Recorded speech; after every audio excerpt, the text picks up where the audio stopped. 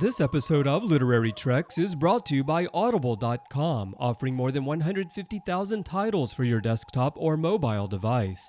To get a free audiobook of your choice, visit audibletrial.com/TrekFM.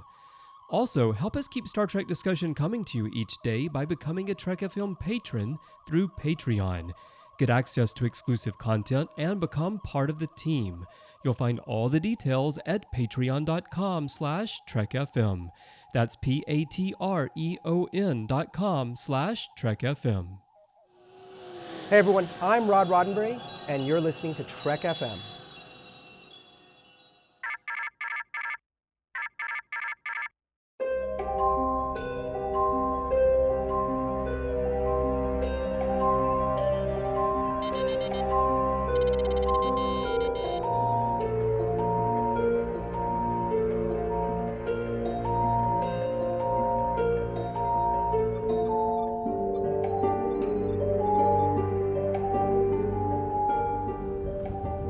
Are you taking all these books? I thought I'd take some light reading, in case I got bored. Welcome, everyone, to another episode of Literary Treks, your Star Trek books and comics show. I'm just one of your hosts, Dan Gunther, and joining me tonight, as he does always, is the renowned Bruce Gibson. Bruce, how are you this evening? I'm doing great. I really am, because I just love talking Star Trek books, and it's like when I have a somewhat crappy day, not to say that today was, but it kind of went downhill towards the end. This lifts me back up. It makes me happy. Yeah, I do have to tell you, this is always a highlight of my week, is getting to sit down with you, or you and Matt, or you and maybe a Star Trek author, and talking about Star Trek books. So always an exciting highlight of my week. And I hope, dear listener, a highlight of your week as well. Well, not only are we going to be talking to author David R. George III later on about his new Star Trek Deep Space Nine novel, The Long Mirage, we also have some exciting book news this week. A lot of things on the docket, including a new comic that we're going to be talking about. But first, now this is really exciting to me, Bruce. I don't know if you read the autobiography of James T. Kirk. I did. Yeah, that was a lot of fun. I thought that was a really neat idea. You know, an autobiography, so ostensibly written by Kirk himself, but actually written by David A. Goodman. Now, we've got another one of these on the way, and this time we are getting the autobiography of Jean-Luc Picard, coming from Titan Books this coming September. Yes, Captain Jean-Luc Picard and his autobiography, which I think I'm just as interested in reading this as I was the Kirk book, and hopefully this will be successful, because I'd love to read Sisko and Janeway and Archer and so on and so forth, and just keep getting books like this all the time. Even non-captains, I think, would be interesting. Oh, yeah. I mean, I think we've mentioned before on Literary Trek, Star Trek is the story of Worf. So maybe someday we'll get an autobiography of the son of Moog. Well, if Star Trek is the story of Worf, then we probably have already heard his autobiography. Fair enough. Well, this one looks really cool. The back cover description says, "The autobiography of Jean-Luc Picard is an in-world memoir chronicling the story of one of the most celebrated names in Starfleet history. His extraordinary life and career makes for dramatic reading. Court-martials, unrequited love, his capture and torture at the hands of the Cardassians, his assimilation by the Borg, and countless other encounters as captain of the celebrated Starship Enterprise." David A. Goodman, who also wrote the autobiography of James T. Kirk, has spent the last 26 years writing for television. His credits include The Golden Girls, Star Trek Enterprise, Futurama, and on that show he wrote one of my favorite Star Trek homages, Where No Fan Has Gone Before. And of course, he's a writer for Family Guy, where he was the head writer for 6 years. So this is a guy with a lot of writing experience and kind of a really unique ability to bring a little bit of unexpected humor into a lot of these stories. And that was definitely the case with Kirk's autobiography. And I'm sure we'll be seeing that with Picard's as well.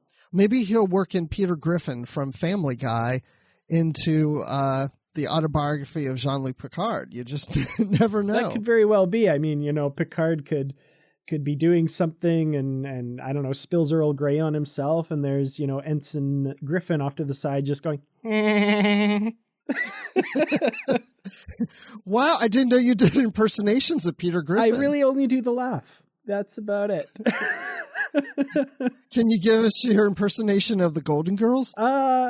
That I'm probably a little bit less qualified to do. Oh, back in St. Olaf, there's mine. Oh, Done. nice. That's it. Yep, very good. Okay, so we got something else coming out. We have Section 31 Control, and that's the release later this month on March 28th by David Mack. It's another Bashir story in the Section 31 series of books. So, of course, that we will be reviewing on a upcoming Literary Treks, that first part of April. Absolutely. So make sure everybody to get that book. Now, this is March 28th. That's the official date, but I've been noticing lately that the hard copies are coming out a little earlier in stores. Mm-hmm. Yeah, if you keep an eye on your local bookstores, because absolutely these books have been hitting shelves sometimes up to a week before the actual street date.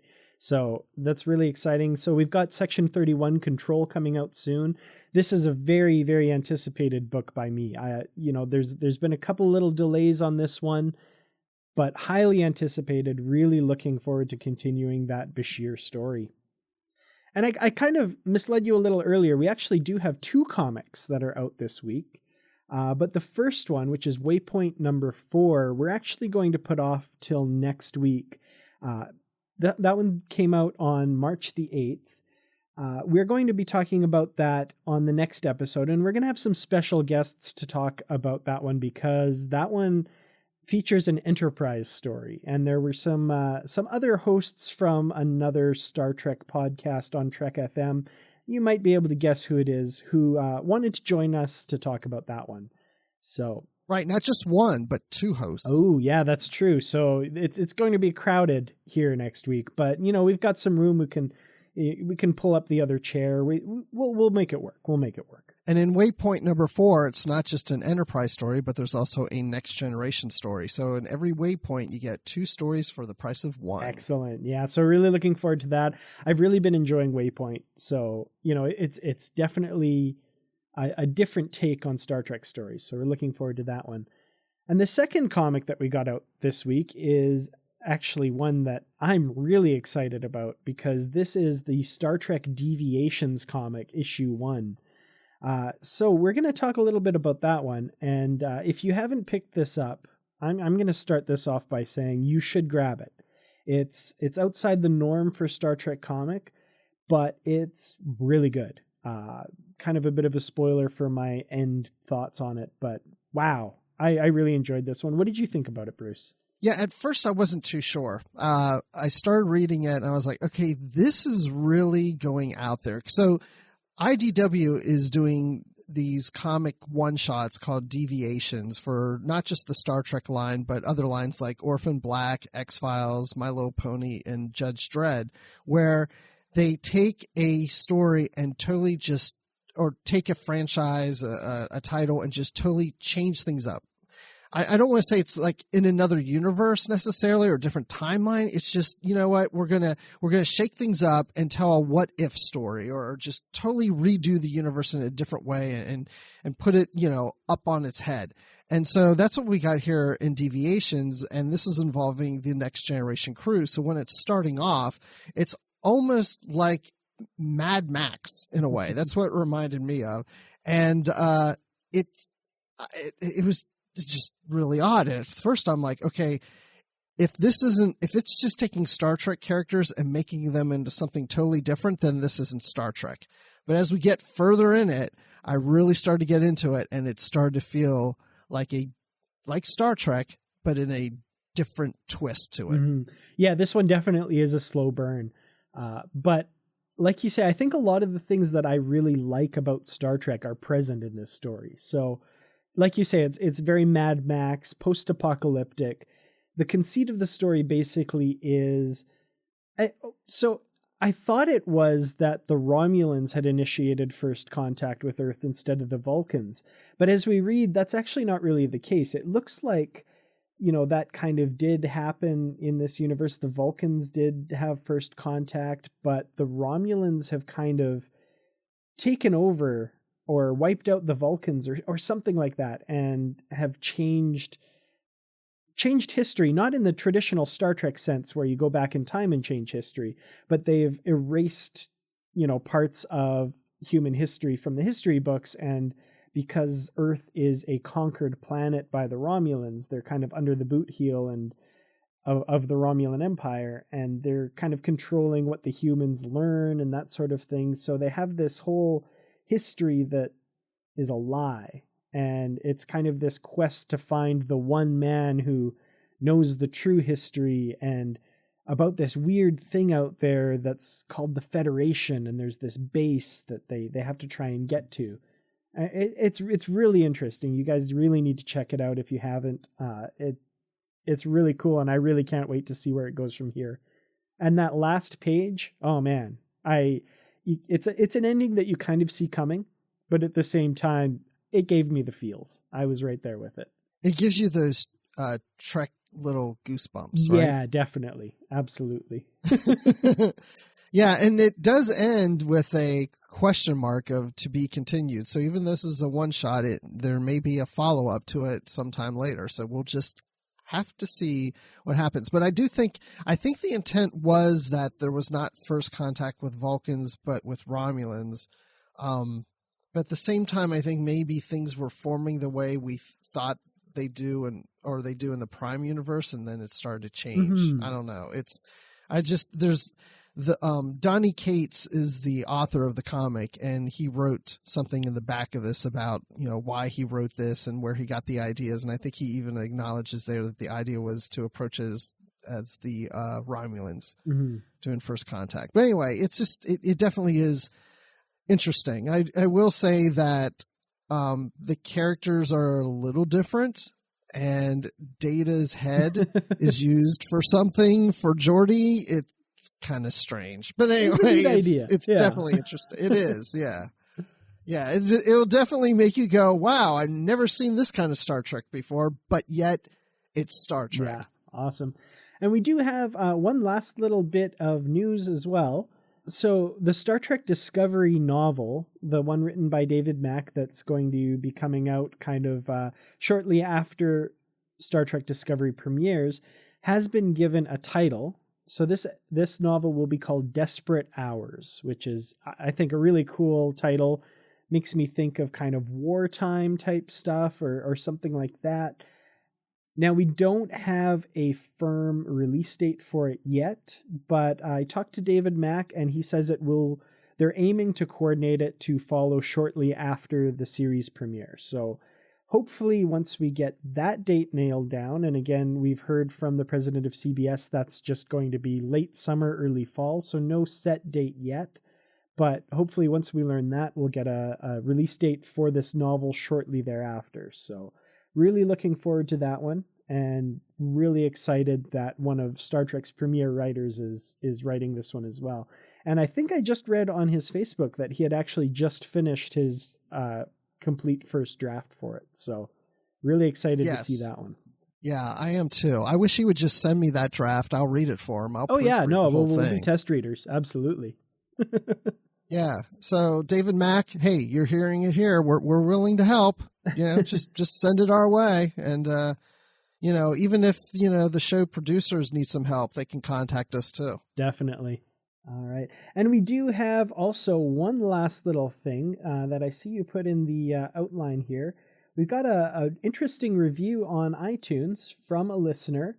And this is great because we haven't had an opportunity to read iTunes reviews lately. So this is exciting to get a glowing review from an iTunes listener. Why don't you go ahead and read that review there, Bruce?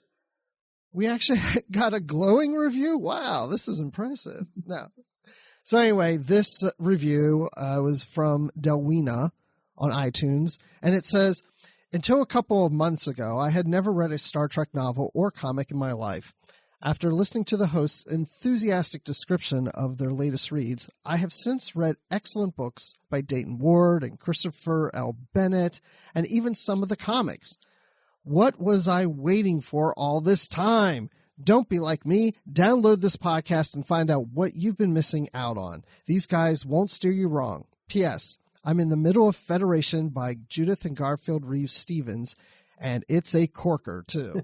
Excellent. Wow. Thank you so much for that review, Delwina. That's really exciting. Glad to hear that our podcast has led you to Star Trek novels. And that's really exciting for us because obviously we really love these novels. That's the reason we do this show.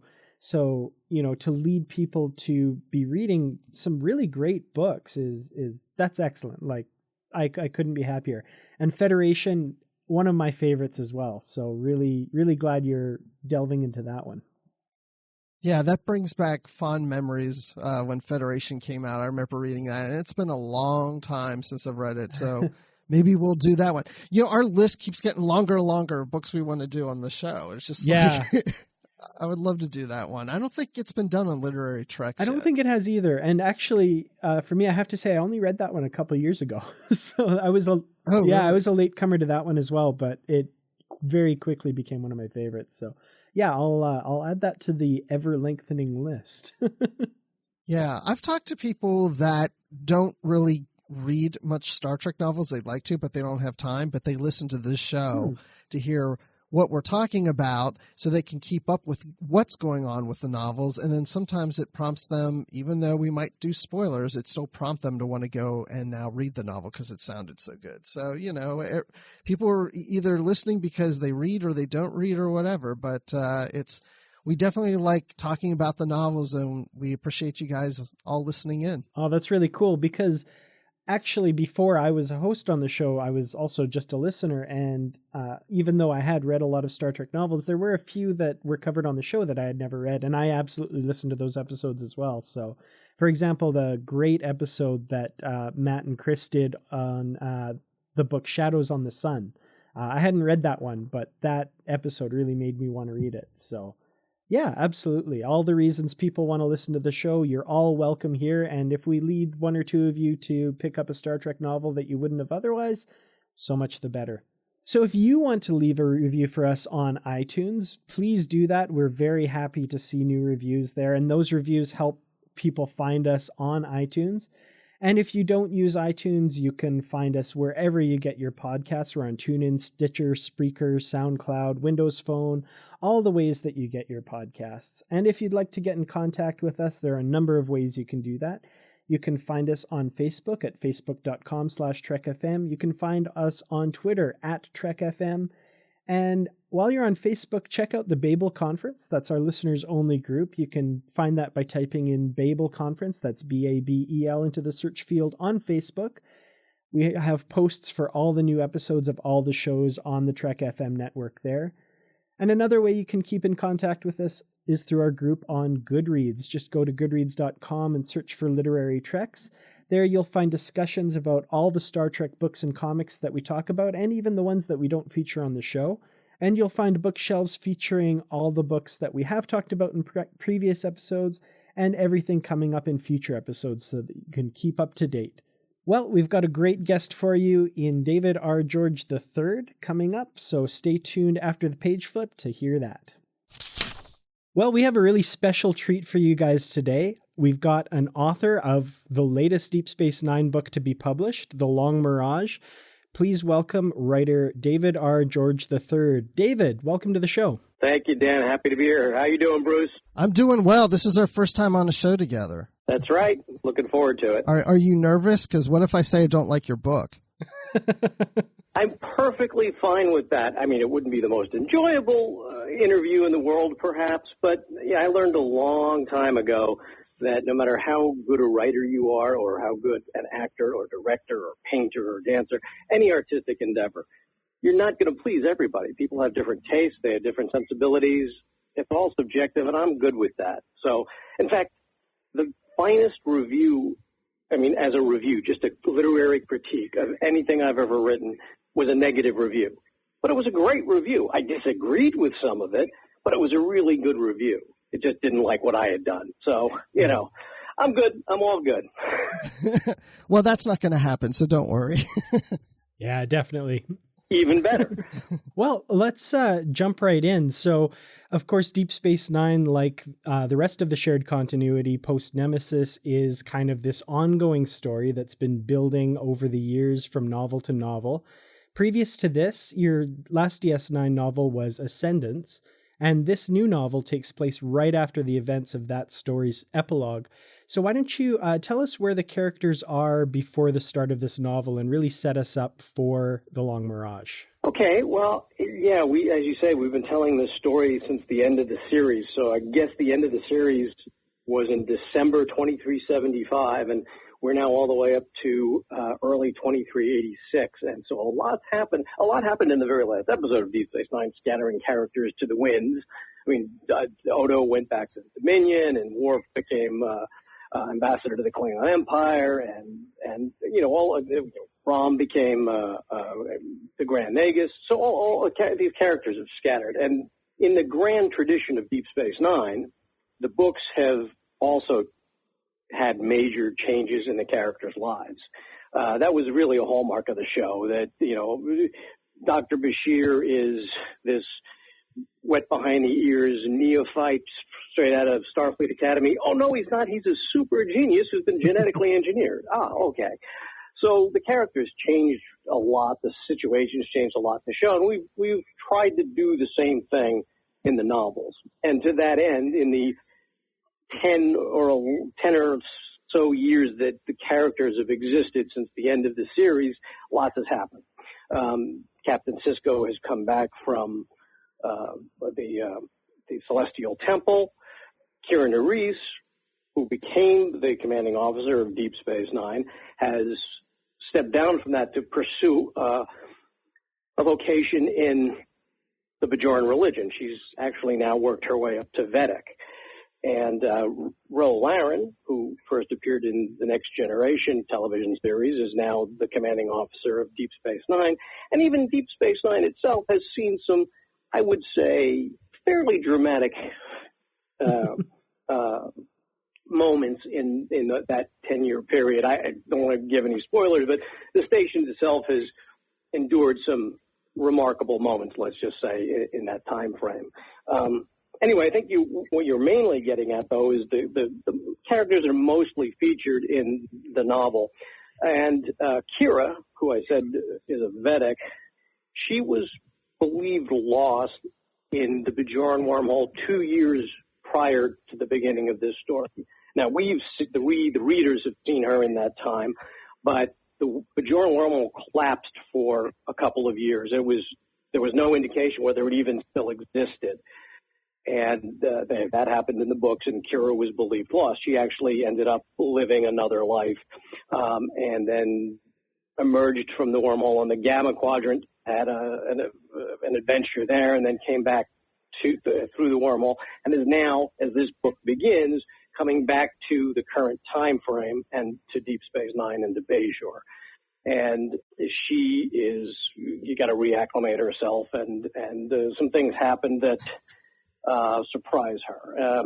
In the meantime, Morn, because of some of the dramatic things that have happened on Deep Space Nine. I don't know if I should say what's happened on Deep Space Nine or not. I don't know if we're worried about spoilers for 5 books ago or whatever. But I think we're pretty okay, like generally spoiling what's been going on with Deep Space Nine for sure. Well, Deep Space Nine blew up. Deep Space Nine was destroyed in one of the books. There's now a Federation-like alliance of worlds called the Typhon Pact that includes the Romulans and the Zankethi and the Breen and the Tholians, the six nation states and all. And some rogue factions of the Typhon Pact ended up in a firefight at Deep Space Nine and ended up destroying the station. And a new Starfleet station has been built in its stead. It took a couple of years to build, but it's now functional, operational. And after the station was destroyed, Starfleet set up on Bajor for a couple of years to keep managing the space lanes around Bajor and to keep the Federation Starfleet presence. Morn, during that time, also relocated to Bajor, but he grew depressed. Quark thought it was maybe survivor's guilt. He lost friends when the station was destroyed. And about 6 months after the station was destroyed, Morn disappeared. He didn't disappear as though he had been abducted or the victim of foul play, because a few months after that, he sent payment for his considerable bar bill to Quark and made good on that. So Quark knows he's alive, but he's worried about his friend. And so for a while now, he's been hiring private investigators to try and find Morn. And a good portion of the Long Mirage is that search for Morn, Quark's search for Morn, because some other unusual things happened during the course of that search in this book that sort of bring Quark up short, if you will, although he starts short to begin with. But so that's a good chunk of the book is Quark trying to locate Morn. In the meantime, after the destruction of the station, Vic Fontaine and his holosuite program were saved by being placed in a simulator, a small portable device that Quark took off. Actually, Morn carried it, but that Quark got off of the station before it was destroyed. But through various circumstances, it's been impossible to get Vic reloaded to a holosuite in the intervening 2 years. And when the new station opens for business, Nog tries to load up the program and ends up having some problems. There are some technical issues with the new holosuites. He finally is able to get Vic Fontaine's program loaded, but he discovers that Vic is no longer performing at the nightclub in the casino. He finds him essentially in squalor in this terrible hotel, still in Las Vegas, but that seemingly down on his luck. And then at some point, Nog sees Vic get abducted by 3 thugs. And that's where this story starts for Nog. He's decided he's got to go find Vic, rescue him, get him safe. And so he and a crewmate, John Candlewood, who we've seen is the chief science officer aboard the station, who we've seen in previous novels, goes with him, and they want to try and find Vic and rescue him from whatever problems he's encountered inside his holosuite program, because the program's still been running for 2 years. It's just that it's had no interaction with anybody outside the program. So whatever has happened inside the program has happened inside the program. And then the third component of this is that there's somebody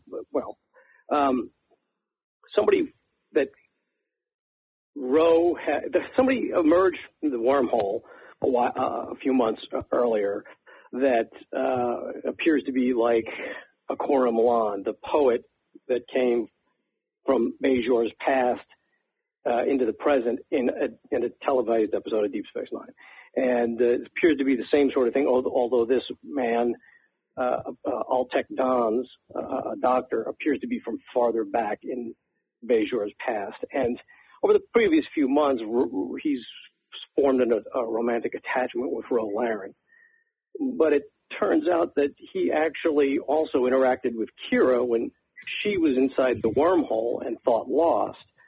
And they also had a romantic relationship, although Kira was sort of living in the guise of another person in another life. But she had interaction with this man, and they formed a romantic attachment. So now Kira's back. Altek Dons seems to have emerged from the past, and Ro Laren is there, and so there's all of that to deal with. So am I leaving anything out? No, I think that's pretty much where we find everyone. Absolutely. Kind of jumping to the hologram story with Vic Fontaine. I have to say I really enjoyed this one, and this is something to me that has been done a lot. There's been a lot of holodeck stories and that sort of thing. And I think the genius of Vic Fontaine and the idea that's carried forward in your novel is to make the reader or the viewer care about the holographic character.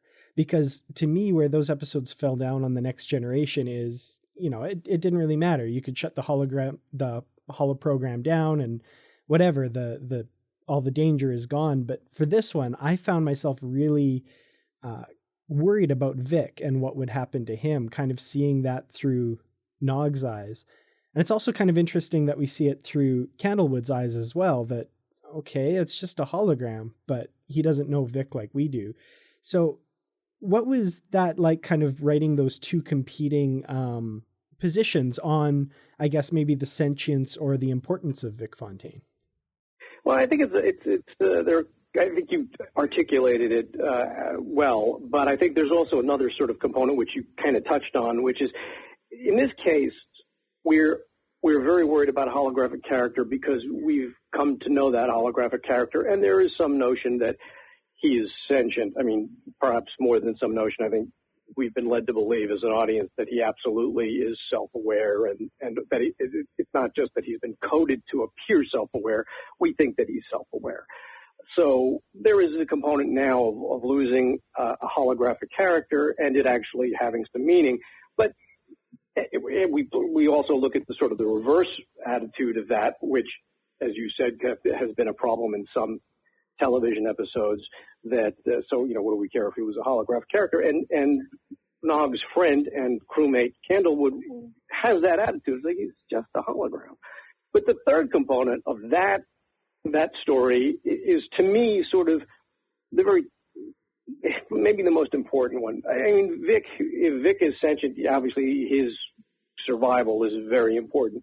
But whether he is or whether he's not, his loss would be very difficult for Nog, who is sentient, who is a character that we know and love, because we've seen his relationship with Vic. We saw it in particular in the show when when Nog lost a leg and had to have it replaced with a prosthetic limb. He was really helped a tremendous amount by Vic emotionally.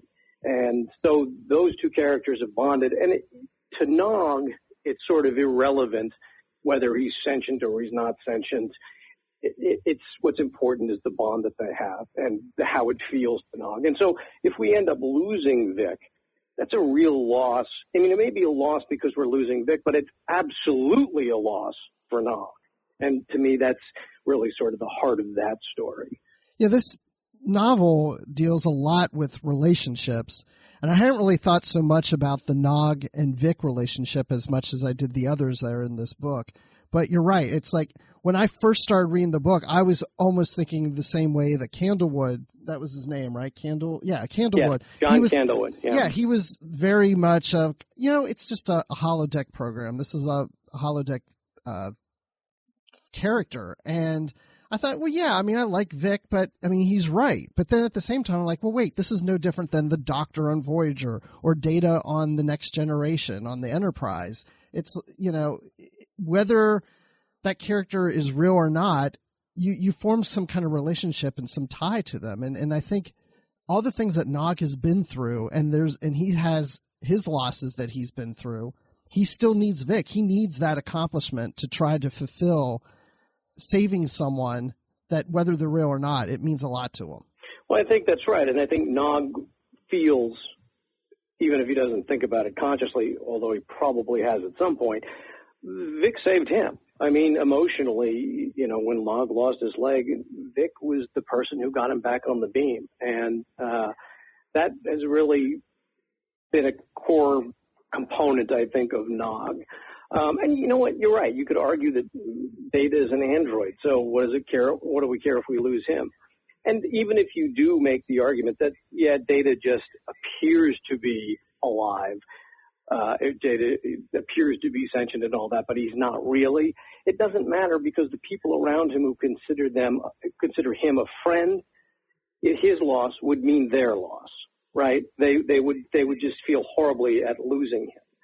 So regardless of Vic's status, his loss would be a tremendous burden for Nog. And you want to try and make the reader feel that as well.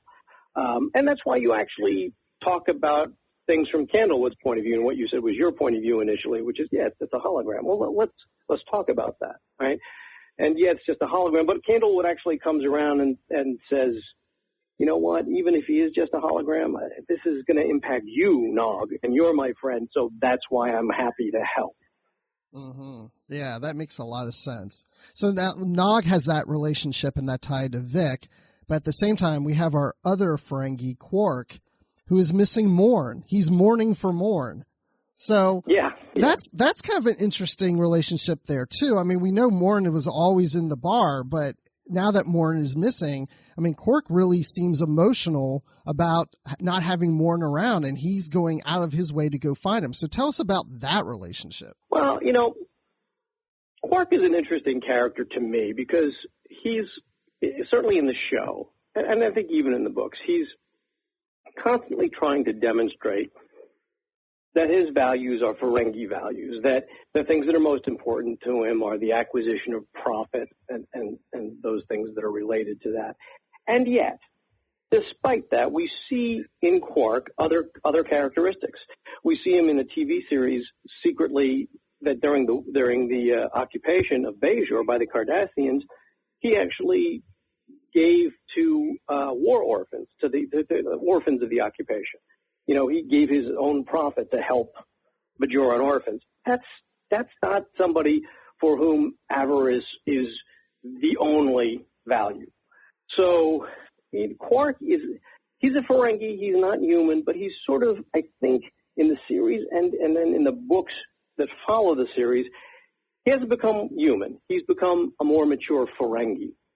And, he constantly is saying when he's, upset about Morn being missing, that he's upset about it because Morn's his best customer, because he considered Morn's bar tab a long-term business asset. So, he tries to justify this in terms of this ideal that he wants to live up to, this notion of being the quintessential Ferengi. But in truth, while there may be some truth in that, but in reality, he actually has deep feelings of affection for Morn. He is his friend. And I think in the course of this book, he even finally says, forget about the prophet. He's my friend. I want to find him. And so, yeah, he's been doing this sort of initially when Morn disappeared, he didn't know that it was going to be for good. And so he expected that at some point he would come back. And when he didn't, that's when, Quark got some private detectives. They didn't do such a good job. They couldn't find him. And finally, though, he settled on somebody who appears to be tracking Morn and getting closer and closer to him, trying to find out what's going on. And really, Quark just wants to make sure that he's okay and hope if his life is in shambles to help him get it back together. And they did something like this on Deep Space Nine on television in an episode called Who Mourns for Morn? Morn disappears. But this is, I think, different from that, even though it's similar. Morn's missing. He's been missing for a much longer time, and there are different circumstances. Before, it just happened out of the blue, and there didn't appear to be anything wrong. With this, he has suffered, along with many other people in the Bajoran system and in Starfleet, he suffered the loss of the station of Deep Space Nine, and with it, many people that he knew, many people he considered friends.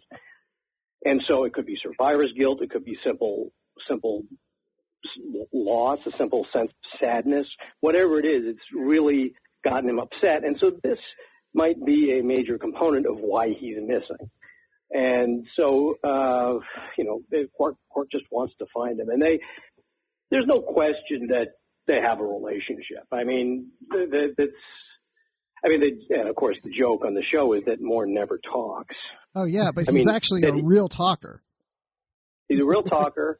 And certainly in the show and now in the books, there's constant references to how big a mouth Morn has, but we never hear him utter any dialogue. And in fact, I really, really, really wanted to put a line of dialogue in there that I would have stolen whole from The Hitchhiker's Guide to the Galaxy, or actually I think it was Life, the Universe, and Anything, but one of the Douglas Adams Hitchhiker books, where at some point somebody is railing at the lead character, and he's responding with shorter and shorter sentences until he says, quote, ... end quote. And I wanted to have Morn say that, which is, of course, not saying anything. But I couldn't do it. Oh, that would have been brilliant. But I just thought, well, if Morn's going to say anything, it would just be an ellipsis and not really anything. So, but anyway, didn't do that. Thought about it. Well, one thing that kind of surprised me getting into this book was, so the search for Morn, ostensibly is all about, trying to find Morn and that sort of thing. But in the way it plays out in the novel, which I thought was really interesting, is for Quark and Ro, it really serves as just kind of the backdrop for their travels and, trying to track down this private detective who's on Morn's trail.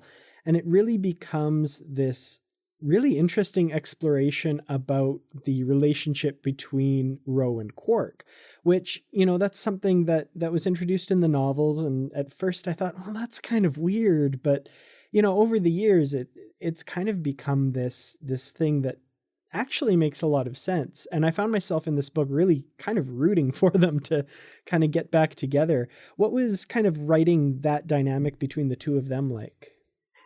For me, it was great fun. They were very satisfying because, there are many people who are befuddled by Star Trek's endurance.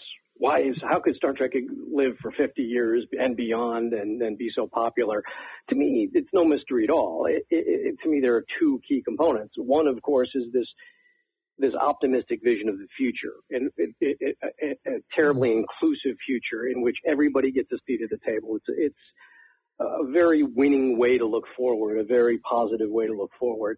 But the second thing is that message, that the embodiment of that theme is carried by characters we relate to and who we love.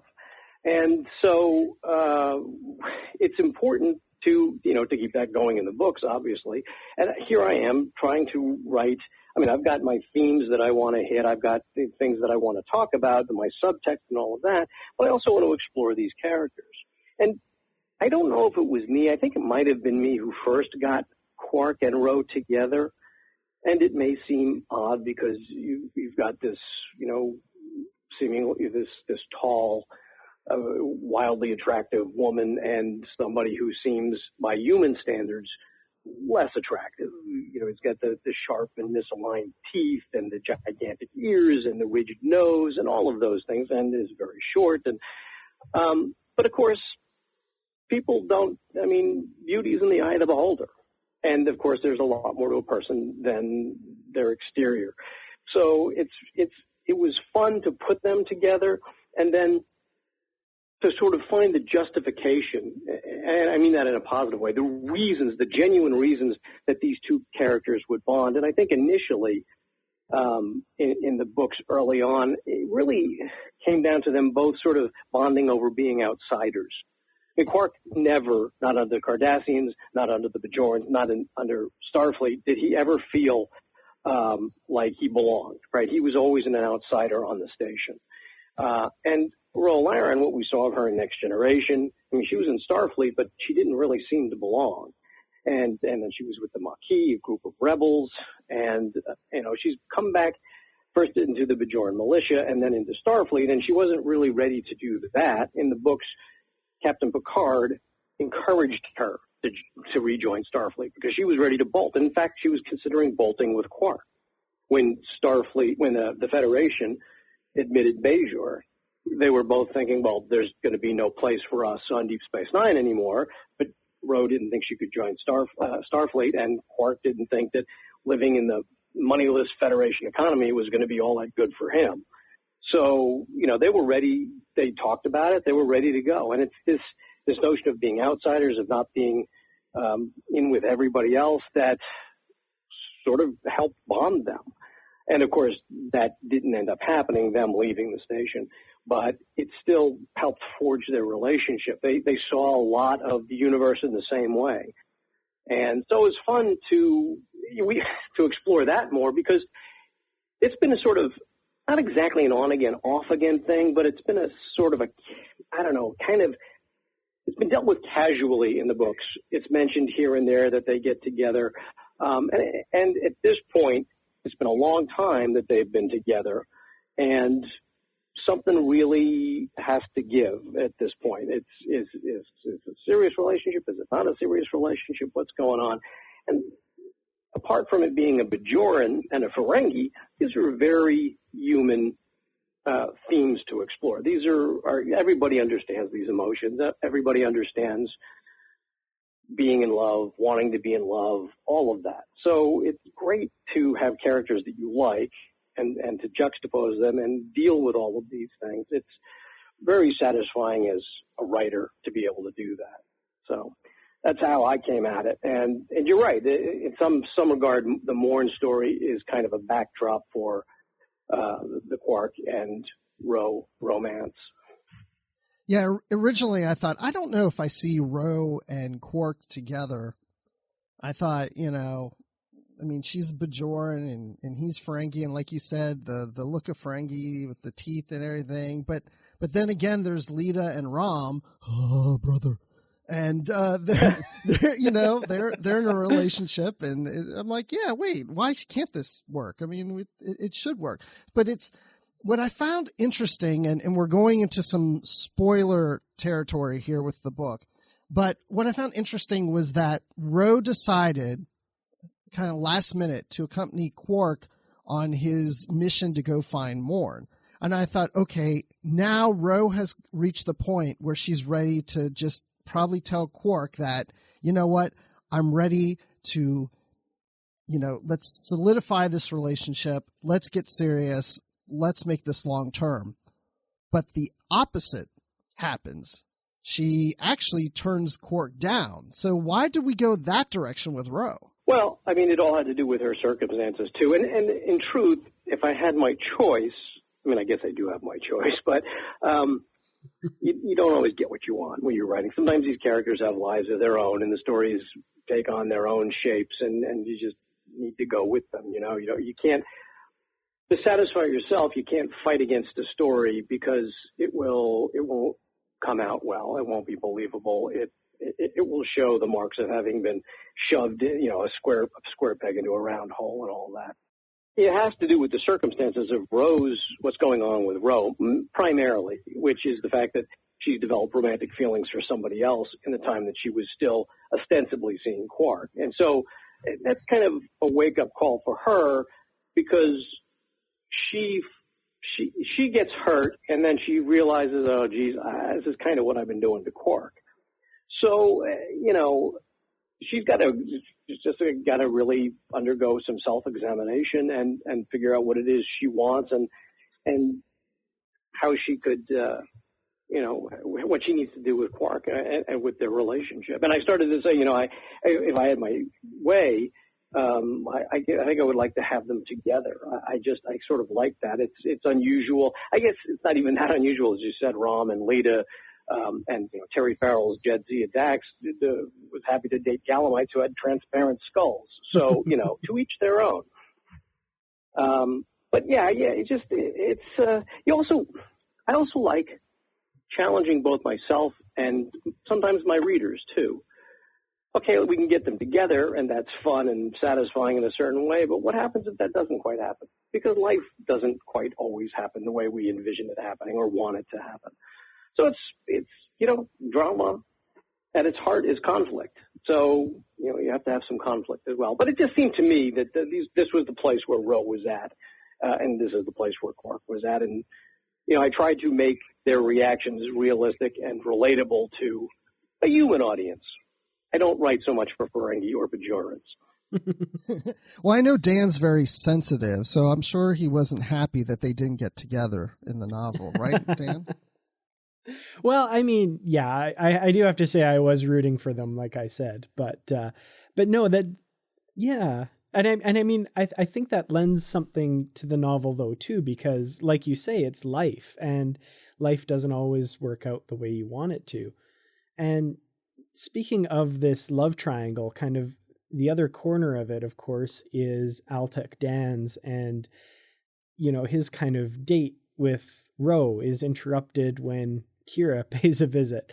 And so he's, of course, really shocked to see this woman that he knew as Kiva Nora in what ostensibly at this point is Bajor's past, they believe, and what's going on there. And obviously that puts kind of a huge crimp in that initial relationship and that sort of thing.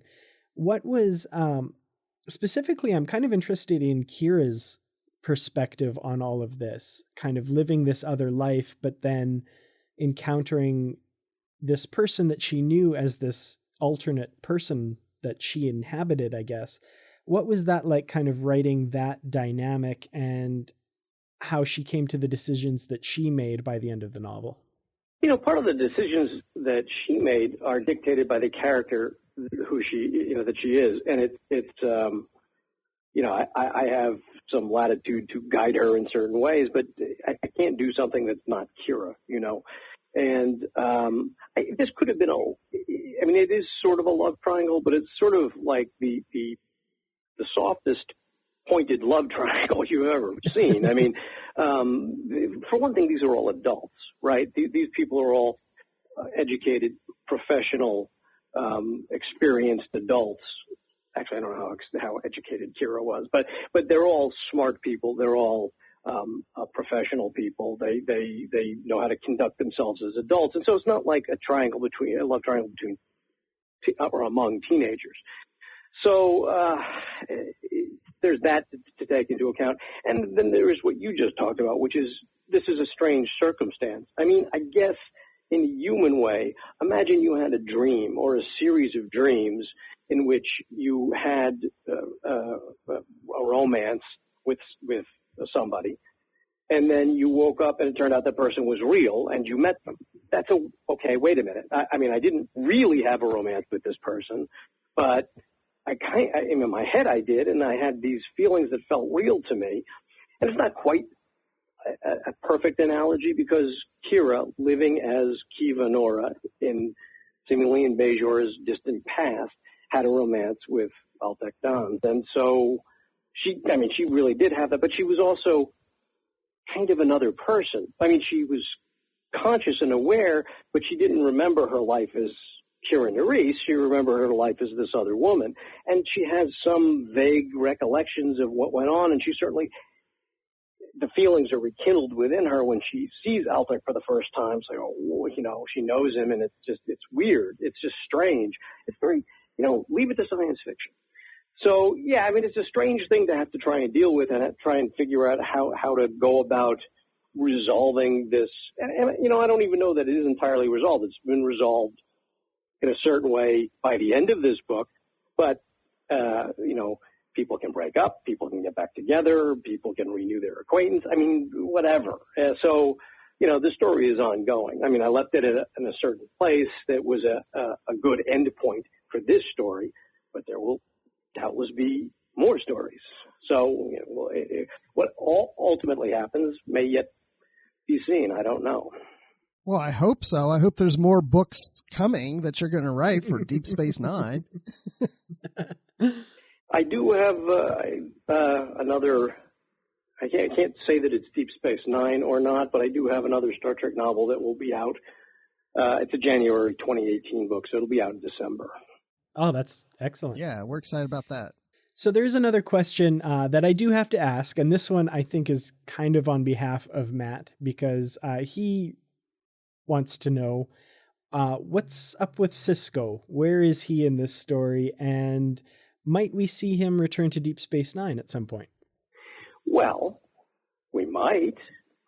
Anything can happen, especially when you're in league with the nonlinear wormhole aliens / prophets. But I will say this, that at the end of Ascendance, which is my previous Deep Space Nine novel, the Sisko is the commander of the starship Robinson, a Galaxy-class starship. His wife and daughter are aboard with him, and toward the end of Ascendance, Robinson was sent into the Gamma Quadrant on an extended mission of exploration. Now, in the books, we've had a couple of missions into the Gamma Quadrant. There was a series of 4 books called Mission Gamma, probably 15 years ago now, in real time, in which Elias Vaughn commanded Defiant and took it into the Gamma Quadrant for a 3-month exploratory mission. And then more recently, within the last few Star Trek years, within the time frame of the books, Sisko took his starship for a 6-month exploratory mission into the Gamma Quadrant. But now Sisko has taken Robinson into the Gamma Quadrant for at least 2 years and possibly 3 or even longer. But it's planned to be a 2 to 3 year mission, depending on what happens.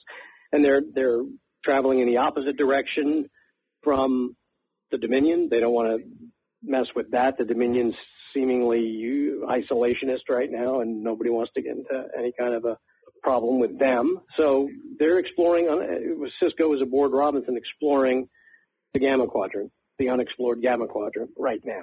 At least during the course of the Long Mirage, that's what's happening. I don't think, there may be a reference or two to Sisko in there, but I think if there are, they're spare. But I would suggest that Sisko has not been written out of the books. He's alive and well and still a great character.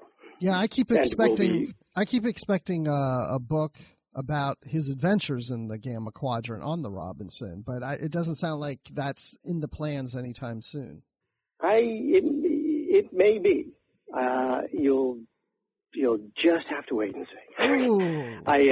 I don't need my editor to get on me for confirming or denying something that I shouldn't confirm or deny. But I can't imagine we would abandon Sisko anyway. We're going to see him at some point. We're going to see Sisko, and yeah, I before too long we'll be seeing Sisko again. Certainly, I mean he's a major character in the series. There's just, and for me as a writer, I love Sisko.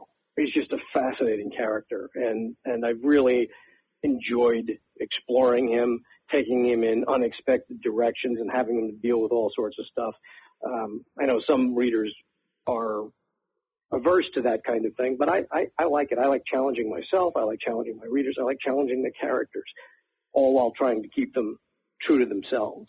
So yeah, there's no question there's no way we've seen the last of Sisko. He'll be back. Excellent. Well, getting back to the happenings in this story, I have to say, we're kind of jumping all over the novel here, and we are going to be spoiling bits of it for sure. So, hopefully everyone listening, if you haven't read the novel, pause the podcast, go out, buy it, read it, come back. Very early in this novel, the very beginning, we see, and it's kind of hinted at, and then there's a bit of a confirmation that it's Morn that's in this Las Vegas setting, involved in some kind of shady Vegas dealings. And, from that point, I knew we were in for a wild ride with Morn's disappearance having something to do with Vic's hologram. And then, of course, that really pays off towards the end of the novel.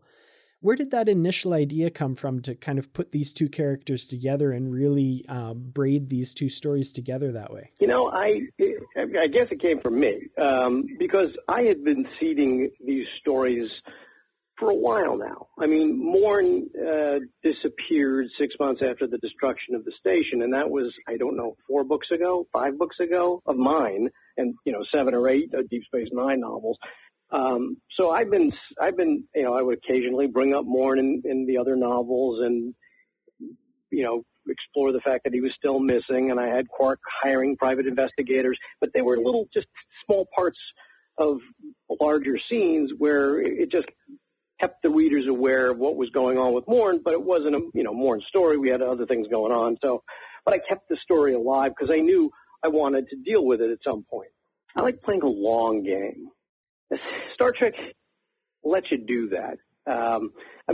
In Ascendance, I pulled together plot elements that I created in Twilight, in Olympus Descending, things that I, started really 15 years ago. And I was able to thread them together to create this, what I hope was fulfilling tapestry, fulfilling to readers. So I've been playing this sort of long game, intermediate long game with these characters to tell these stories. Morn was missing. Vic hadn't been back in 2 years. He was still stuck in the tester, not having, his program was running, but he wasn't having any interaction with Nog or anybody else outside his program. So I knew I was going to explore that. I just wasn't going to bring Vic back, and that was going to be it, and all was great. So I've been also seeding those, that story, just getting the beginnings of that story out in other novels. And in fact, I had a chat with was now.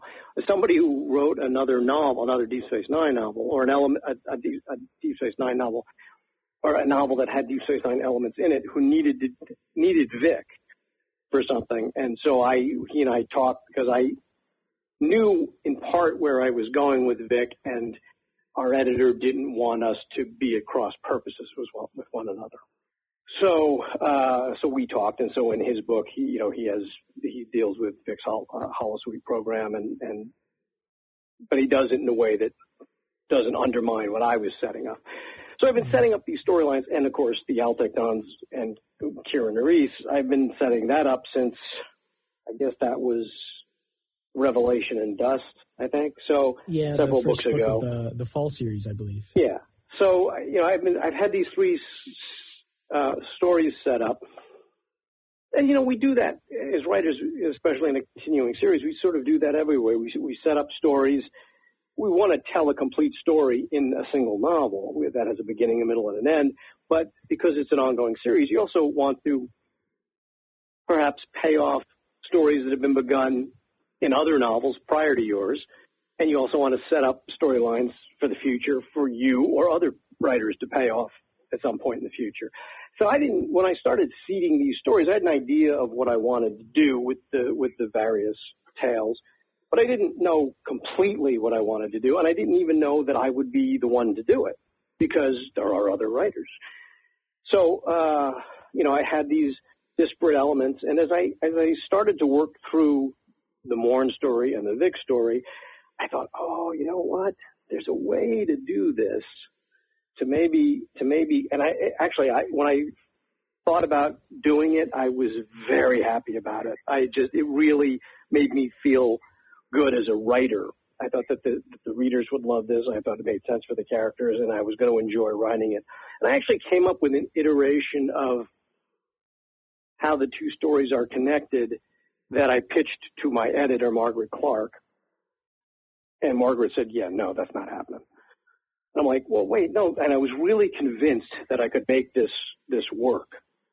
But Margaret really felt that there was an element of it that no matter how well I wrote it, it just wouldn't be believable. And I disagreed, but I think Margaret was probably right, as is often the case. She's a terrific editor. She really knows her Star Trek, and she has a real sense of what plays and what doesn't. And so she set me off. She actually had not just the criticism, but also had some ideas of how I might be able to fix that. And so I explored those and finally came up with what ended up in the book and with which she was satisfied as well. So, but I think it's really fun to do that. I think it's fun to watch that as a viewer, to read it as a reader, and it's certainly fun to write it as a writer. This commingling of storylines or these two seemingly separate storylines that merge, and you say, oh yes, of course, that's that's why it all worked together. That's why it's all related. I tried to do that in Ascendance, where I went back 15 years for some elements, but I wanted to pay off the Ascendance story. I wanted to pay off Ileana Gamore's story. There were other things that had happened in the books, like the destruction of one of the ecosystems of one of Bajor's moons. There were just a number of things that I wanted to pay off. Odo, shapeshifters, the prophets, the Celestial Temple, the world that Sisko landed on, the nonlinear nature of it all. And so, yeah, it's fun to find a way to do that hopefully, you're saying that, these two stories are connected. Hopefully they're connected in a way that satisfies readers. But certainly it was satisfying as a writer to write it. Well, as a reader, I can definitely confirm that it was a lot of fun. And I love that you dropped those hints at the very beginning, because as a reader, I found myself continually throughout the novel going like, well, okay, so how is that going to fit into that? What's going on? Where's Morn? How does that fit back in? And the payoff was definitely very satisfying. So it was definitely a lot of fun. Oh, I'm glad to hear that.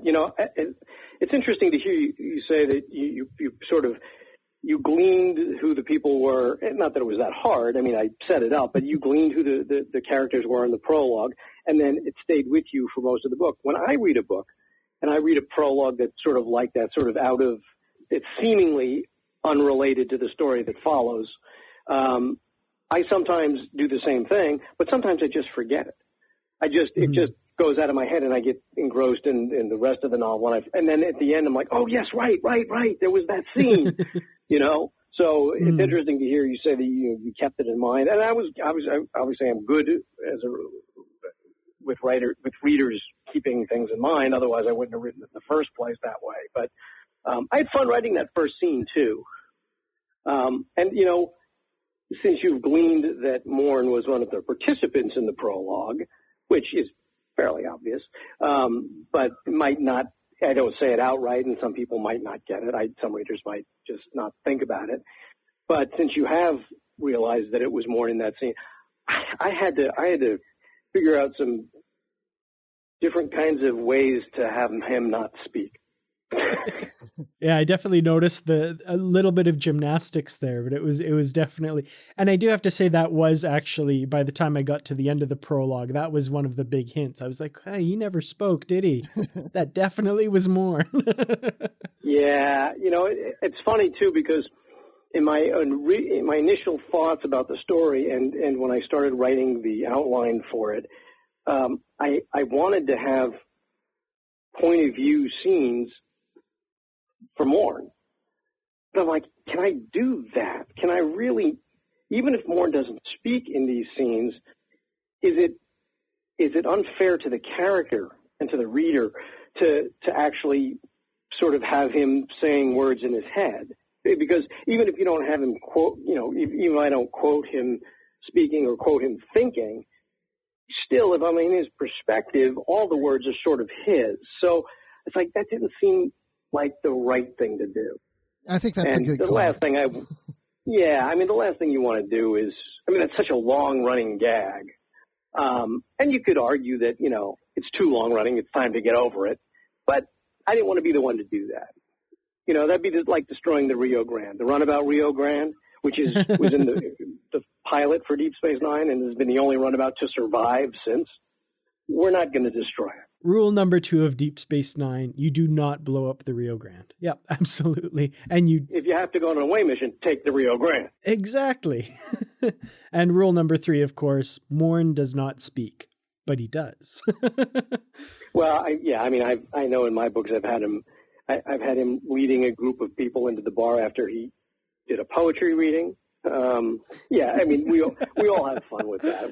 It's a good gag. It's nothing like a good running gag. I'd like the gag to just keep running, because maybe like in the next book, it's something like, he was at the party too late at night and he lost his voice. Like all those like little things, like you just make up reasons why we don't hear him or something to that effect, But because he's in the last scene, I actually thought one of the things I thought about doing was at the very end of the novel, like last page of the novel, have him open his mouth to speak and then the novel just end. Comma, and then Morn said, comma, open quotes, and then that's it. I'm actually really surprised an episode of DS9 never did that, because, that would be, he opens his mouth, raises his finger, and then that's it. You know what? I know what we need to do with Morn, because I can relate to Morn in this way. Get him married, and he can never get a word in. So we always hear his wife talking, but Morn can't seem to get a word in because his wife keeps doing all the talking for him. I'm sorry, I'm getting a call waiting. I think it's your wife. Probably. This is the only time I get to talk. She clearly doesn't listen to the podcast, does she? Oh, yeah. Or is this going to be this might be edited out? No, this will be edited in. It will leave it. We don't edit in. We leave it in, but whatever. You're on your own with this one, Bruce. I have no part in this. Yeah, me either. Is it getting hot in here? I'm getting hot. It's getting warm. Well, let's do some praying now. Not for me, but let's talk about religion, because we get into the whole idea of the false work on Endala, which is the fifth moon. And I love later in the book how we play this fifth moon into the story and how we resolve the mystery behind this whole false work thing. But now, is it the Alavaru? Is that how you? The Ohalavaru, yeah. The Ohalavaru. Yeah, they were, the Ohalavaru were followers of Ohalu. That was introduced in the very first post-television series novel, which is called Avatar. It's actually their Avatar Book 1 and Avatar Book 2 by Danielle Perry, which they're just great books and really set the stage for the post-television literary series. There are these Bajorans, the followers of the writings of Ohalu, who was an ancient Bajoran, whose tenets are that the prophets are not gods, that they are in fact just benevolent aliens. And they call themselves the Ohalavaru, and they are obviously at odds with the mainstream Bajoran religion. But one of the things that they've been trying to do in the books, the Ohalavaru, they've been trying to prove what they believe. Now, somebody trying to prove the existence of God, the non-existence of God on Earth today, it seems like that's the analogy, but it's not really, because with the Bajorans, it's a really interesting sort of question to ask, because we know for a fact that the Bajoran prophets, or the wormhole aliens, however you want to call them, they exist. I mean, you could try and talk about God with somebody on Earth, and somebody can say that God doesn't exist, and somebody can say that he does, but you can't prove either way, right? But the Bajorans, they know that their gods or those aliens exist. So it's not just a question of existence, it's a question of what's their nature, right? And that sort of also kind of asks the question, what is it to be a deity? What does that mean? I mean, we've explored this in the books a little bit too with the founders, right? They created the Jem'Hadar. I mean, they genetically engineered the Jem'Hadar. They created them out of nothing. They don't reproduce. The founders simply create new Jem'Hadar. So are the founders really, do they have a legitimate argument that they are gods to the Jem'Hadar? It's an interesting question. But anyway, in this book, we play the Ohalavaru against the mainstream Bajoran religion, and there are tensions because they have differing beliefs, and things are getting a little rough on Bajor. And there's been this discovery by the Ohalavaru on a moon, on one of Bajor's moons, of this thing that they call the false work, which they believe is a false work is something that is used in construction. It's something that's built around which another structure can be built. And then that false work is then taken down typically, or it's abandoned. So their belief is that this false work on Andala is an anchor for the Bajoran wormhole. So they're saying that the Bajoran wormhole is a construction project. Not terribly poetic, doesn't really sound like something a god would do. And so their argument is that this is proof positive that these are aliens, but they're not deities. And there are some mainstream believers who think, well, Jesus, is that right? I mean, it does, to some people, it would not be convincing at all, but to others, it might make them start questioning. So there's this whole religious dynamic going on that's filled with tension on Bajor at this time. And that's one of the things I actually liked about Deep Space Nine. I mean, one of the many things is that it didn't shy away from difficult subjects, religion being one of them. And we're talking about Bajorans, we're talking about Cardassians and Ferengi and everybody else, but what we're really talking about are humans. These are very sort of Swiftian, as in Jonathan Swift, sort of Swiftian ways in which to talk about current affairs in what on Earth today. So that's a great power of science fiction. So yeah, I had we explore the false work, and there's a lot that goes on with that in this novel. It was actually discovered previously. In a prior book, but we deal with it here. So they also want to go, the Bajorans, the Ohalavaru want to go and look at this false work and investigate it and kind of mine through it. And the Kai Prelon is okay with that and sending some Vedics and her people to go with them. But some people don't want her to do that. I mean, that's testing their beliefs. Right. And not everybody is comfortable with having their beliefs tested, right? I mean, in real life today, that's true. People don't want their beliefs tested. They believe what they believe, and if they get facts to the contrary, sometimes they don't admit of the facts. They just want to discard them.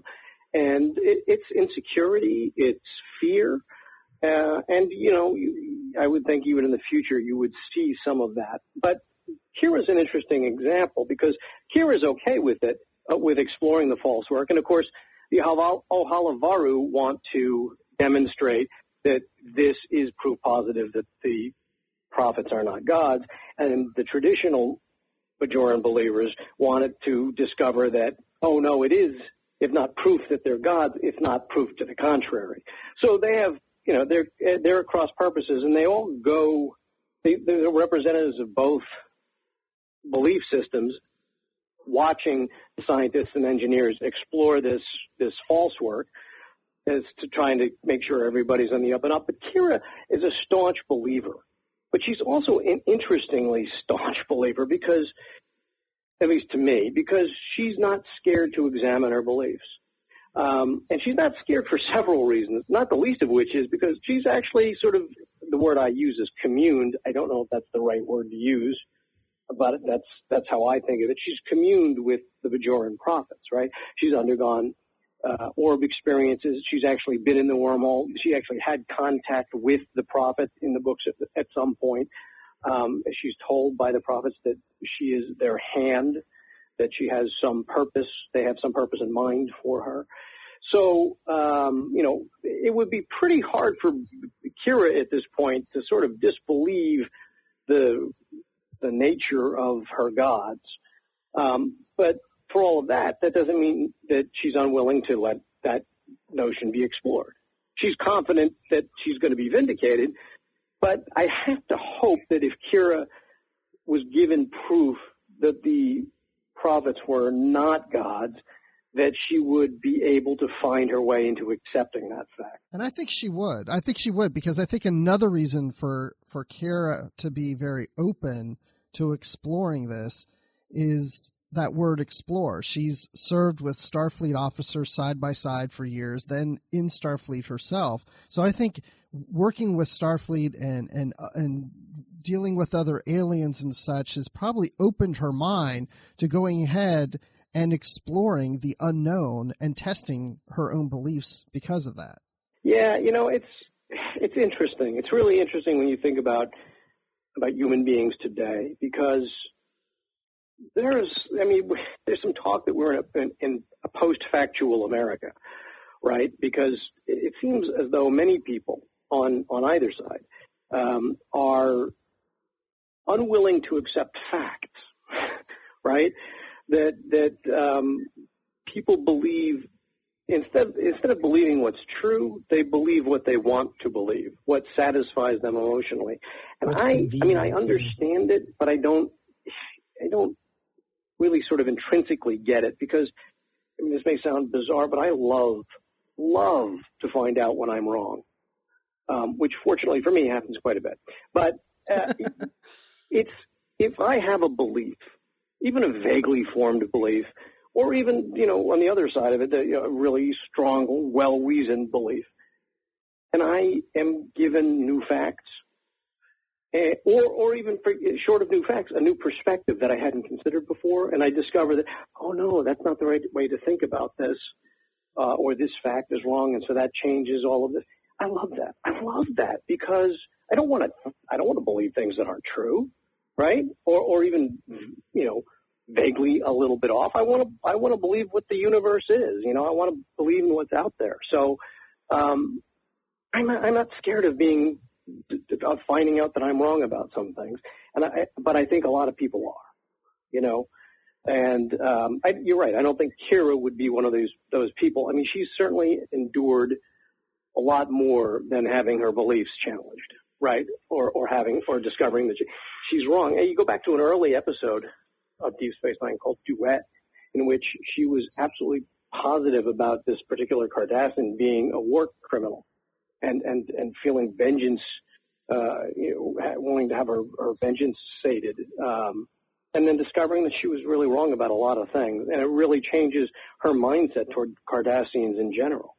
And that's because she was willing to accept that, you know what, I was wrong. I was wrong. I was coming at this from a place of fear and retribution and all of these negative emotions. And but when I look at it, yeah, that's not the right way to go about it. I wasn't right.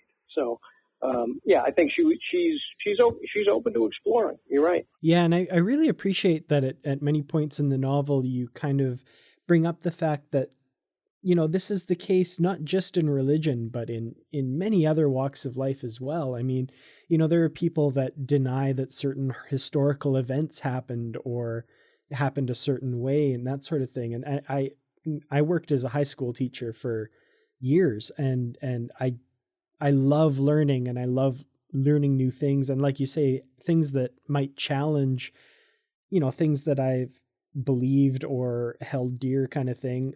Over the years, that to me is part of the journey that human beings are on, is to learn truth. And this book, I think, talks about that in a way that I really appreciated personally. Well, good. I'm glad to hear that. I'm glad that message got out there. I totally agree with you. Well, David, you're wrong. And I'm sure it won't be the last. No, I just know you like to hear that, so that's why I said it. It's funny, though. It's funny because you are right, though, that it does stretch beyond religion. I mean, religion's an obvious place to look for this sort of thing, of people believing things irrespective of fact. But it happens in trivial things, too. I mean, look at sports teams, right? I mean, people are fans of sports teams, and then an athlete on somebody's favorite team is accused of a nefarious crime, a domestic abuse, rape, something like that. And the fans of that team immediately say, no, it couldn't possibly be. Why? It's not because it couldn't possibly be. It's because you don't want it to be true, because you want this good player for your team that you root for to keep playing for your team and making it good. So, yeah, it's all over the board that people are not believing facts, that they're believing things that they want to be true. So I think it's a kind of a problem. So, yeah, I try and bring sort of thematic elements into my novels like that, just to talk about things, because I like doing that. I think we need to explore. Excellent. Well, one kind of final thing about this novel that I found really interesting was the title. And the Long Mirage, it can kind of apply to a lot of aspects of the story. I mean, we've got this false work that they think represents one thing, but actually turns out to represent another. We've got, Morn kind of chasing this means to help Vic, and, that's kind of just always on the horizon, but disappearing, and Vic's life. What kind of led you to choose the title, The Long Mirage, and where did the idea for the title come from? The title came from me, and it was because of the aspects you talk about, but it also had to do with Vic's sentience too, right?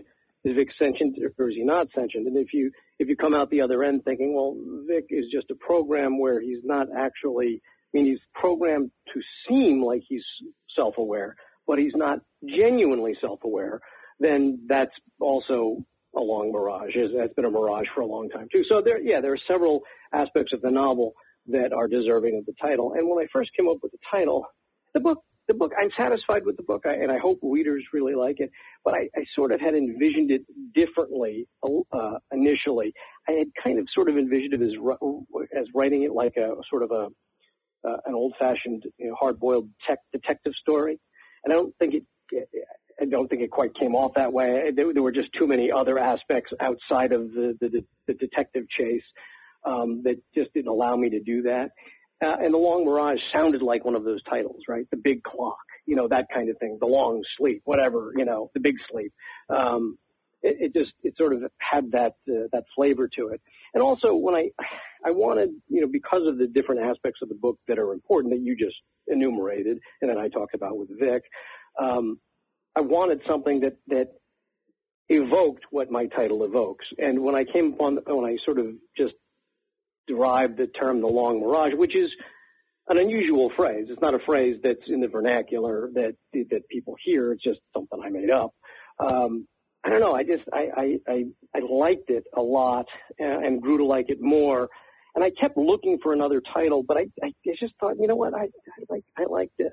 I know it may seem a little bit odd for a Star Trek novel. It doesn't quite have that flavor to it of Star Trek. But, I don't know that all of my titles are Star Trek-y in nature. Although, the original series had some very, Let That Be Your Last Battlefield and For the World is Hollow and I Have Touched the Sky. They've got their share of sort of poetic leaning titles. Anyway, so yeah, it was just me trying to figure out something that would fit the themes, that would convey the themes of some of the major themes of the book and reflect some of the plot lines. So as you indicated yourself. So that's where that came from. Well, I think, at this point, Star Trek is so many different things that, it definitely fits. And it definitely fits what we get in the novel. So I think it's a good title. Awesome. Well, why don't we close out? If you could let our readers know maybe anything you've got on the horizon, hopefully not mirages that you're maybe working on right now, Star Trek or otherwise. Well, at the moment, I just actually started writing a mainstream novel that's just pure spec, but I'm working on it. It just, like last night, started working on it. And I do have, as I said, another Star Trek novel coming out. It's a January 2018 book, which means last week in December it'll be out.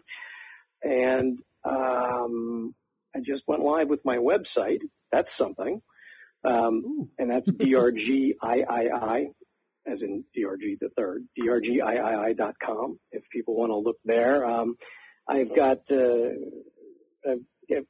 information about all my books on there, and I've got information about other things that I'll be doing. Actually, in May, 11 other Star Trek writers and myself are going to be showing up at a place called Star Trek Original Series Set Tour, which is in upstate New York, and it's a permanent installation of recreated original series sets. Oh man, that's exciting.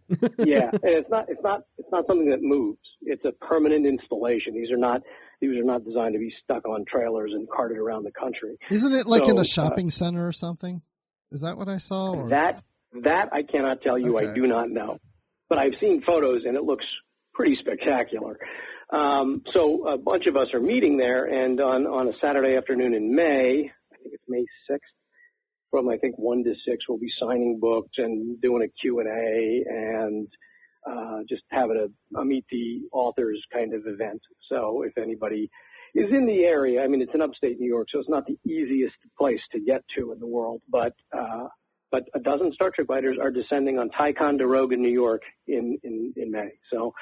But you can also get more information about that. Actually, probably 5 minutes after I get off this interview with you guys, I'll post something about that on my website. But so you can find out, events that I'll be doing. And I've also started to blog. I didn't do that for a long time just because I wasn't sure what I could possibly say that people would want to read. And for all I know, people don't want to read what I'm writing. But I've actually got 4 different blogs. I've got a blog about baseball because I'm a huge baseball fan and I play baseball, and so I write about baseball. And I've just started. I just went live with the website about a week and a half ago. So I've got a baseball blog. I've got a blog on film because I love movies, and so I'll be doing. I actually wrote a blog entry about the Oscars this year, and then I just wrote a review of a movie. And I'll probably be doing a lot of movie reviews on there. And I've got a blog about writing because I kind of like writing and like talking about it. So, and then I just have a general sort of, I call it world blog. So anything happens in the world that I feel like talking about, that's where I can go. And I actually haven't written anything for that yet, but they're all on my website. So drgii.com, and there's a way to contact me through the website if readers want to, if they have questions, comments, vague misgivings. So I invite people to go there. Excellent. And is there anywhere else online that readers can follow you if they want to? Yeah, I'm in Facebook, DRGIII on Facebook, and I think it's David R. George III on Twitter, and on Tumblr. I think it's David R. George III on Tumblr, and also just got on Pinterest as well. I think that's DRGIII. I don't know. All of these links to the various social media are also available on the bottom of all my pages on my website too. If I got any of those details wrong, they can go through my website to get to that. So I'm all over the place. Excellent. Well, thank you so much for coming on the show. Like we said, I think Bruce and I both really enjoyed this novel, and I think our listeners will too, because it's a really excellent continuation of the Deep Space Nine story. And man, I can't wait to see where it goes from here. Yeah, me too. And I appreciate the invitation. Thank you, Dan. Thank you, Bruce. Appreciate your questions and your interest. And it's always a pleasure to talk to you guys. Well, as always, and this is going to sound like a broken record, but as always, we always enjoy having the authors on. It's such, like, I could just sit here and say, okay, David, just start telling me everything about the novel, and I just sit back and relax and just listen to him go on, because everything he's talking about is stuff I wanted to hear. Exactly. Yeah. I mean, and again, like you said, broken record, but that is one of the true joys of being able to do this, is to be able to get to talk to the authors and really dig into what goes into making these Star Trek novels that we very obviously love, or we wouldn't be doing this week after week. So, always a lot of fun. And I have to say, what makes that possible is our associate producers, those who have supported us on Patreon. And if you go to patreon.com, that's patreon.com/TrekFM, you can help out with the show as well. You'll find our current goals and different milestone contribution levels, along with all of the great perks that we have for you if you choose to donate. These perks include early access to content, exclusive content, producer credits, seats on our content development team, and more. We really appreciate any support you can give us, and we hope you'll join the team. Again, you'll find all the details at patreon.com/TrekFM. And of course, there are a bunch of people who have already made that contribution and helped us out, and they are our associate producers here on Literary Treks. So we'd like to thank Ken Tripp, Greg Rosier, and Brandon Shematala for their support of the Trek FM network, and specifically for their support of Literary Treks. Now, Bruce, when you're not sitting in a French theater across from Morn, wearing his slightly askew beret, listening to the dulcet tones of one Vic Fontaine, where can we find you? Wow. Well, yeah, not doing that. I would be, you can find me on Twitter at Admiral_Rex, and you can find me on the Star Wars Report podcast talking about, of all things, Star Wars. And then you can always find me in the Babel Conference, even if I'm not posting anything. Oh, yeah, I'm reading everything you people are posting in there. Mm-hmm. And even on that refrigerator, looking at all your pictures. So, Dan, when you're not on a shuttlecraft with Ro Laren being dumped by her, where can people find you? That hurts. Why'd you have to bring that up? Well, I'll be pining over Love Lost with Ro Laren on Twitter, and you can find me at Kertrats, that's Kertrats. You'll find me scrolling through the pictures from our relationship and sobbing to myself, and those will all be found on Instagram. I'm Kertrats47 on there, and I'll probably be making lovesick videos, wondering what's wrong in the world, and how can I get my love back on youtube.com/KertratsProductions. Actually, just kidding. I pretty much just talk about Star Trek. Thank you all so very much for listening. And until next time, live long and read on. You call that light reading? To each his own, number one.